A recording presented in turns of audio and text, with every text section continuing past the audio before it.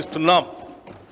పంచాయతీరాజ్ గ్రామీణ అభివృద్ధికి సంబంధించి మహాత్మా గాంధీ పేర్కొన్న విధంగా భారతదేశ ఆత్మ దాని గ్రామాల్లో కనిపిస్తుంది. కానీ గత దశాబ్ద కాలంలో ప్రభుత్వ నిర్లక్ష్యం వల్ల స్థానిక సంస్థలు నిర్వీర్యమైపోయాయి. కేవలం కొత్త గ్రామ పంచాయతీలు ఏర్పరిచి వాటికి ఎటువంటి ఆర్థిక వనరులు కల్పించకపోవడంతో ఆ గ్రామాల్లో కనీస మౌలిక సదుపాయాలు లేక అభివృద్ధికి నోచుకోలేదు. గ్రామ స్వరాజ్యానికై నిరంతరం కృషి చేసి గ్రామీణ అభివృద్ధికి జవసత్వాలు నింపిన శ్రీమతి ఇందిరాగాంధీ, శ్రీ రాజీవ్ గాంధీ చూపిన బాటలోనే నడవాలని మా ప్రభుత్వ సంకల్పం. ప్రతి గ్రామాన్ని సమగ్రాభివృద్ధి కేంద్రంగా మలచాలన్నది లక్ష్యం. గ్రామాల్లో స్థానిక స్వపరిపాలన సజావుగా సాగే విధంగా ప్రభుత్వం చర్యలు చేపట్టింది. పక్కా రోడ్లు లేని మారుమూల గ్రామాలకు మరియు ప్రాంతాలకు రోడ్డు నిర్మాణాన్ని చేపడతాం. గత ప్రభుత్వం ఎన్నో కోట్ల వ్యయంతో మిషన్ భగీరథను చేపట్టింది. విధాన నిర్ణయాల్లో అమల్లో చోటు చేసుకున్న లోపాల వల్ల పైపులైన్లకు, స్టోరేజ్ ట్యాంకులకు, పంపింగ్లకు సంబంధించిన సమస్యలు అనేకం తలెత్తాయి. ఈ ప్రాజెక్టు నిర్మాణంలో జరిగిన అక్రమాల వల్ల ఇప్పటికీ చాలా గ్రామీణ ప్రాంతాలకు సురక్షిత తాగునీటి సౌకర్యం లేదు. ఈ సంవత్సరం జూన్లో ప్రభుత్వం గ్రామీణ ప్రాంతాల్లో తాగునీటి కొరకు సురక్షిత నల్లాలు లేని జనావాసాలను, గృహాలని గుర్తించడానికి ఒక సమగ్ర సర్వేను నిర్వహించింది. ఈ సర్వేలో లక్షలాది గృహాలకు నల్లా కలెక్షన్ లేవని గుర్తించారు. ఈ సర్వే ఫలితాలతో మిషన్ భగీరథ గురించి గత పాలకులు చెప్పిన గొప్పలో భ్రమలే అని రుజువైంది. మిషన్ భగీరథలో బయటపడ్డ లోపాలను సవరించి రాష్ట్రంలో 100% గృహాలకి సురక్షిత తాగునీరు అందించేందుకు కృషి చేస్తున్నాం. మా ప్రభుత్వం ఏర్పాటు తర్వాత తాగునీటి సమస్యను ఎదుర్కోవటానికి పలు ముందస్తు చర్యలు చేపట్టింది. ఈ ఏడాది ఫిబ్రవరిలోనే వేసవి తీవ్రతను పసిగట్టి ప్రత్యేక అభివృద్ధి నిధి నుండి, గ్రామ పంచాయతీ నిధి నుండి మరియు 15వ ఆర్థిక సంఘం కేటాయింపుల నుండి తగినంత మొత్తాన్ని సేకరించి తాగునీటి ఎద్దడిని సమర్థవంతంగా పరిష్కరించగలిగాం. కర్ణాటక రాష్ట్రాన్ని సంప్రదించి నారాయణపూర్ డ్యామ్ నుండి 2 TMCల నీటిని రాబట్టుకోగలిగాం.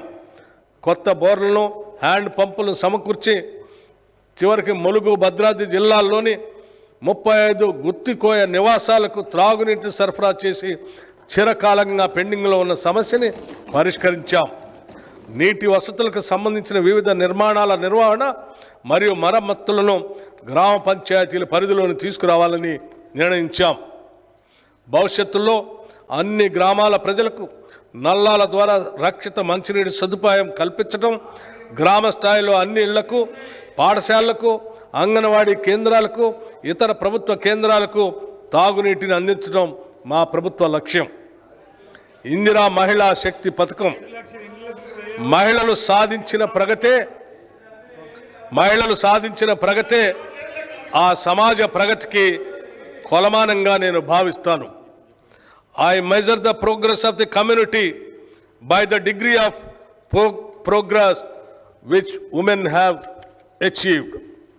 డాక్టర్ బిఆర్ అంబేద్కర్ గారు చెప్పినటువంటి ఈ మాటల్ని తెలంగాణ ప్రభుత్వం 63 లక్షల మహిళలను విజయవంతమైన వ్యాపార పారిశ్రామికవేత్తలుగా తీర్చిదిద్దే ధ్యేయంతో ఇందిరా మహిళా శక్తి పథకానికి రూపకల్పన చేసింది. స్త్రీనిధి ఏర్పాటు, బ్యాంకులతో అనుసంధానం అనే మార్గాల ద్వారా 1,00,000 కోట్ల రూపాయల ఆర్థిక సహాయాన్ని అందించి ఈ లక్ష్యం సాధిస్తాం. ఈ పథకం ద్వారా మహిళలకు ఆసక్తి ఉన్న రంగాల్లో వృత్తి నైపుణ్య శిక్షణ ఇప్పించడంతో పాటు బ్రాండింగ్, మార్కెటింగ్లో మెలకువలు పెంపొందించే విధంగా సౌకర్యాలు కల్పిస్తాం. మహిళా ఔత్సాహిక పారిశ్రామికవేత్తల కోసం ఉమ్మడి ప్రాసెసింగ్ కేంద్రాలతో పాటు ప్రతి శాసనసభ నియోజకవర్గానికి ఒక ప్రత్యేక చిన్న తరహా పారిశ్రామిక పార్కుని ఏర్పాటు చేస్తాం. ఈ పథకం ద్వారా ప్రభుత్వం ఏటా 5,000 గ్రామీణ సంఘాలకు, విఓస్కి, ప్రాంతీయ స్థాయి సమాఖ్యలకు లబ్ధి చేకూరే విధంగా కార్యాచరణ చేపట్టి రాబోయే 5 సంవత్సరాల్లో 25,000 సంస్థలకు విస్తరింపచేయడానికి కృషి చేస్తాం. దీనితో పాటు ఇందిరా మహిళా శక్తి పథకంలో భాగంగా రుణ బీమా పథకాన్ని ఈ సంవత్సరం మార్చి నెలలో ప్రభుత్వం ప్రవేశపెట్టింది. ఈ పథకం ద్వారా సభ్యురాలు మరణించినప్పుడు పొరపాటున ఆమె పేరున ఉన్న రుణాన్ని గరిష్టంగా 2 లక్షల రూపాయల వరకు మాఫీ చేయటం జరుగుతుంది. దీన్ని అమలు పరచడానికి 50.4 కోట్ల రూపాయలు నిధులు కేటాయించాం. స్వయం సహాయక సంఘాలు ఒకప్పుడు దేశంలో అగ్రగామిగా నిలిచిన మన మహిళా స్వయం సహాయక సంఘాలు కొన్నేళ్లుగా గత ప్రభుత్వ అలసత్వంతో నిధులు లేమితో కుంటుపడ్డాయి. పేద మధ్యతరగతి మహిళల అభ్యున్నతికి ఆర్థిక స్వావలంబనకి సహాయ సంఘాలు ఎంతో ఊతమిస్తాయి. వీటి పునరుద్ధరణకు ప్రతి సంవత్సరానికి కనీసం 20,000 కోట్లకు తగ్గకుండా వచ్చే 5 సంవత్సరాల్లో 1,00,000 కోట్ల రూపాయలు వడ్డీ లేని రుణాలని అందించాలని మా ప్రభుత్వం సంకల్పించింది. ఈ నిధులు మైక్రో స్మాల్ ఇండస్ట్రియల్ పార్కుల ఏర్పాటుకు సహాయపడి మహిళల పారిశ్రామికవేత్తల స్థాయికు ఎదిగేందుకు అవకాశం కల్పిస్తాయి. ఈ పథకం ద్వారా ఇందిరా జీవిత బీమా పథకం, ఈ పథకం ద్వారా స్వయం సహాయక సంఘాల్లోని దాదాపు 63.86 లక్షల మంది మహిళా సభ్యులకి జీవిత బీమా సౌకర్యం కల్పిస్తున్నాం.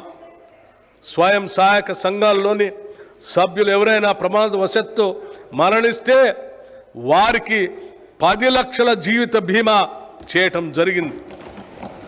స్కూల్ యూనిఫామ్లను కుట్టే పనిని స్వయం సహాయక బృందాలు మహిళా సభ్యులకి అప్పజెప్పాలని పాఠశాల విద్యాశాఖను, సంక్షేమ శాఖను, జిల్లా కలెక్టర్లను ఆదేశిస్తూ ప్రభుత్వం ఈ ఏడాది మార్చి నెలలో ఉత్తర్వులు జారీ చేసింది. మహిళా శక్తి ప్రారంభోత్సవ కార్యక్రమంలో రాష్ట్ర ముఖ్యమంత్రి వర్యులకు అందిన అభ్యర్థన మేరకు స్కూల్ యూనిఫామ్లో కుట్టు ఛార్జీల్ని జతకు 50 రూపాయల నుండి 75 రూపాయలకు పెంచడం కూడా జరిగింది. దీనివల్ల 29,680 మహిళా సభ్యులకు సుమారు 50 కోట్ల రూపాయలు లబ్ధి చేకూరుతుందని అంచనా. స్వయం సహాయక బృందాల్లోని మహిళా సభ్యులు తయారు చేసే ఉత్పత్తుల విక్రయానికి గాను మాదాపూర్లోని శిల్పారామం వద్ద డ్వాక్రా మహిళా బజార్ను ఏర్పాటు చేయాలని నిర్ణయించాం. దీని ఏర్పాటుకు గ్రామీణ పేదరిక నిర్మూలన సంస్థ సెర్ఫ్కు 3.20 ఎకరాల భూమిలో గల 106 దుకాణాలతో కూడిన నైట్ బజార్ కాంప్లెక్స్ని అప్పగించాం. మహిళల ఆర్థిక స్వావలంబన సాధించినప్పుడే వారు నిజమైన సమానతను సాధిస్తారు. పైన పేర్కొన్న పథకాలన్నీ కూడా ఈ దిశగా మహిళలను బలోపేతం చేసేవే. సంక్షిప్తంగా చెప్పాలంటే మా ప్రభుత్వం 1 కోటి మంది మహిళలను కోటీశ్వరులు చేసేందుకు కంకణం కట్టుకుంది. పంచాయతీరాజ్ మరియు గ్రామీణ అభివృద్ధి శాఖకు ఈ బడ్జెట్లో 29,816 కోట్ల రూపాయలు ప్రతిపాదిస్తున్నాం.